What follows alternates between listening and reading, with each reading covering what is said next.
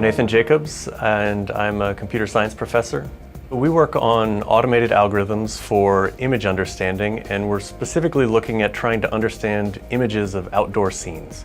We collect images from lots of different types of cameras, be they webcams that we can download images from, or images that are uploaded to social network sites, and we write algorithms to try to interpret the images. We solve a number of different kinds of problems. So one of the problems might be, given this set of images, what is the 3D geometry in the scene? Or what are the material properties of the things in the scene? Or if we have images captured over a longer period of time, it might be something like, how are the plants growing in this scene? Or how is the weather changing from day to day? One of the things we're focused on right now is trying to use what has typically been considered a nuisance for outdoor scene understanding and try to use it to our advantage. Clouds move through outdoor scenes, they cause various lighting changes, and on partly cloudy days you have lighting that sort of gets brighter and darker and brighter and darker.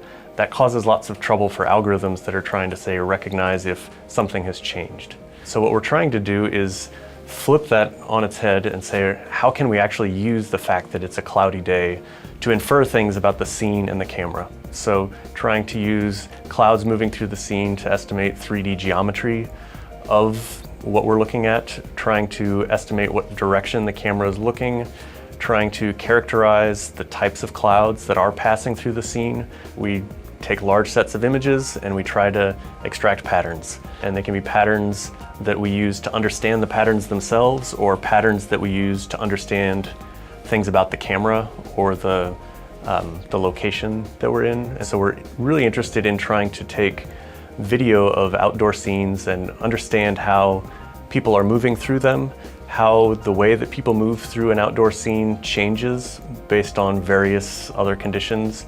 So for example, there are more people walking around the UK campus on a Monday than there are on a Sunday in general, because people are walking to classes and they're not on the weekends.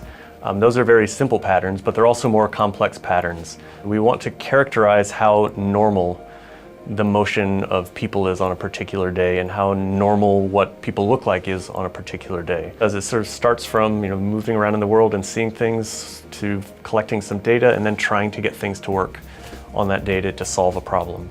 And so we write code to try to create this pipeline from source data to this target that we're trying to get to, and we see how it works, and then we iterate. So we really have a nice collection of different people working in sort of different stages of their education. We can have people who make significant contributions at all of these different levels. We have undergrads who are working on different ways to collect it and different ways to visualize it and to interact with it. And then we have PhD students who are doing things like, let's take this set of images and let's build some machine learning or computer vision based approach to extract information. There's a world out there that's changing in sometimes predictable ways, sometimes unpredictable ways, and we want to somehow combine all of this together and build algorithms that can somehow take advantage of these patterns that are in the world.